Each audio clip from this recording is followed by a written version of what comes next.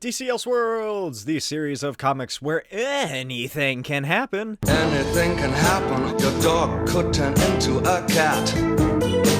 There may be a toad in your bass guitar. Your toenails grow long and your hair turns green. Your t-shirt could become a sardine. Your dentist could turn into a queen. Has anybody seen my tambourine? As long as it has to do with Batman or Superman. Released in 1996, written by Max Allan Collins, never trust a man with three names, with art by Eduardo Barreto. This is Batman, Scar of the Bat. This Elseworlds story asks, what if Batman was Eliot Ness?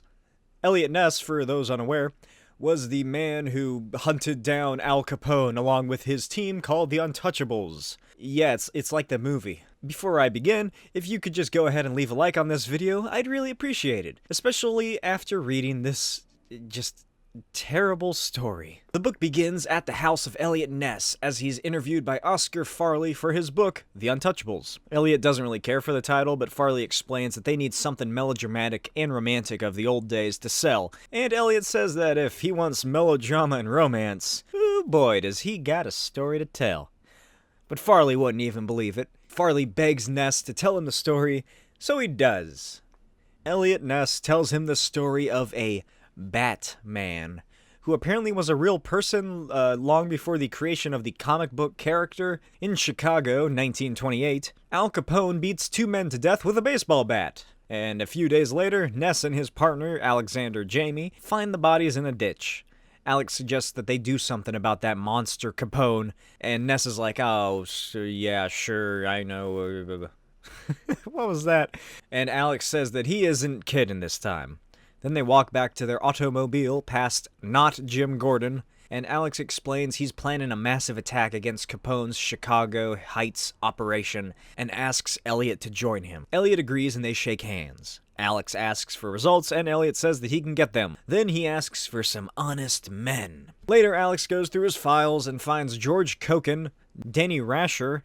Oh, that's it. There's only two other honest men in all of Chicago. The men discuss their plans to take down Capone's illegal alky operations in a very public place. Wait a minute, are they in a speakeasy? I mean, they have to be. What else would they be drinking? Apple juice? Later that night, Eliot says that his strategy is to get drunk at bars.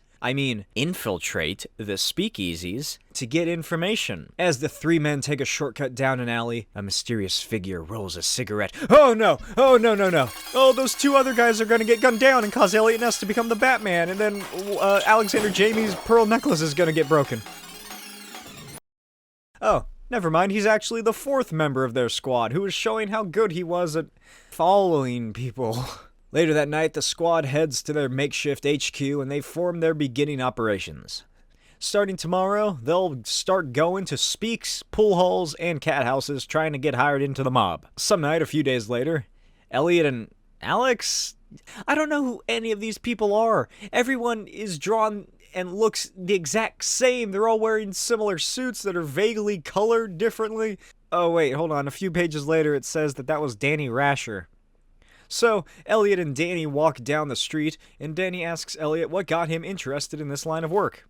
Eliot suggests that maybe Sherlock Holmes, but then he remembers watching The Mark of Zorro. The two walk past a cinema when Alex talks about this silent film called The Bat, based on the play by the same name. The Bat is a mystery comedy drama film about a criminal who dresses as a bat and stalks people. Alex points out that the suit that the Batman wears in the film would scare the bejesus out of Al Capone and his gangs.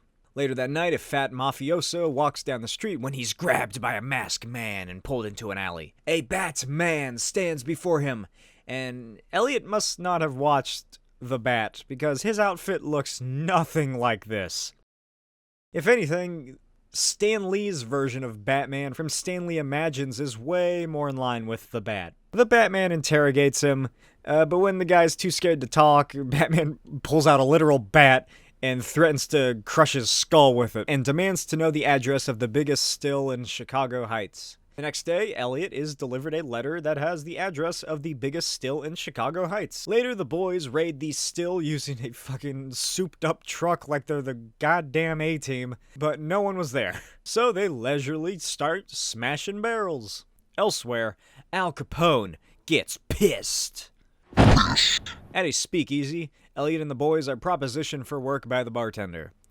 Luckily, it was in the mob, and later, Elliot and the others get hired by Joe Martino. Later that night, as the mafia guys are leaving work, they find the Batman in the parking lot waiting for them. So, Batman beats these men with his bat, man, and his boot, and his fist. And meanwhile, Al Capone gets pissed. Capone's man gets a ring from their guy in the Federal Building, and they learn that Joe Martino will be indicted tomorrow. Two of Capone's men gun down Joe Martino. Elliot and Danny look over the body when Elliot is alerted that Alex wants him at the Federal Building right away. Oh my god. Alex is the mole. I can't wait for this to not follow through. It doesn't. He's not the mole. It's never stated if he is or not. The guy in the Federal Building is never brought up again. At the Federal Building, Alex demands that Elliot and his men start working on stopping the violent vigilante. And Elliot's like, oh, but he's doing good. Later, Elliot and the Untouchables talk about some guy named Frank and how he's going to be killed or something, and they need to get their hands on him before Capone's men do. I don't know what the fuck this is about or where this storyline came from. Frankie's walking his dog when a car rolls up, and a man throws a switchblade into his neck. And then they get out and they fill his body with bullets and kill the dog. Later that night, Batman swings onto the fire escape of Al Capone's hideout, and Capone is about to have sex when Batman busts in and cockblocks him. Capone calls the Batman as batty as a bughouse belfry, and, what is wrong with his face? Anyway, Batman says that he didn't bring his bat tonight. He picked up a Chicago typewriter instead, and Batman opens fire on Al Capone. Al Capone runs for cover, and his men all race to the boss's house to... Batman guns down all the goons, and... Oh, hey, what if this guy in the purple suit is like Jack Napier or something? We'll never find out because he's killed. He's dead. Batman escapes to the fire escape and he climbs back up the building. I don't know what this was all about. He just murdered some men. He didn't even kill Al Capone. He failed to do that. He failed to even harm him in any way. Later, Batman interrogates his informant about the location of a new still, and the Untouchables ran the door down. And this looks like the exact same building as the first time they did this a few pages earlier. Like, I'd say that they just used the same set, but this is a comic book. You can draw different things. Goons, they fire their Tommy guns, one-handed, shooting Rasher in the shoulder. I keep wanting to call him Rashner. I don't know why. They shoot him in the right shoulder, and Danny gets shot 3 times in the shoulder, once in the arm, and once in the chest. He's fucked up. Danny is fucked up. Elliot runs over to him as the goons escape, and later at the hospital, the doctor tells Elliot, Mr. Cokin is a lucky man. He got hit 5 times, but he'll walk out of here in a week. What? He got shot 5 times, but he's fine? But the guy who got shot once in the right shoulder is going to die? I'm so confused. This art isn't doing enough to differentiate who the fuck these people are. So, Danny is in the blue suit, and George is in the gray suit. Danny gets shot up. Elliot runs over to George, who has a mustache. But the doctor says that George Cokin got shot 5 times, and Danny, I think, is in the hospital. It sounds like the writer didn't really think this out. That night, some mob guy named Nitty leaves his apartment and gets into a car driven by Batman, and he even has a little driver's cap, which is completely useless because he immediately blows his cover by speeding off and crashing into trash bins and a steel beam. Also, he was in his full costume, so what was the point of the hat? Yeah, Batman, he gets the location of the hitman, and he pieces out to a farmhouse where they're all staying or something. I don't even remember what the fuck this storyline is for or why he's tracking these people down. But at the farm, a fat guy sees something move past the window and he goes out to investigate. And when he doesn't come back, another guy goes out to investigate and he finds the first guy dead on the ground. Then Batman just fills him with bullets. Then a third guy goes outside to investigate. but freaks out and runs to the barn, and he gets shot. Then there's this montage that tries to be emotional of like Elliot hunting down the mob and telling Danny that he'll get revenge or something, but it's pointless because if you don't know what happened to Al Capone, he got arrested for tax evasion and got sent to prison, and once he got out of prison, he was a syphilis-infested shell of himself who fished in his own swimming pool, which, unfortunately, as funny as it is not true.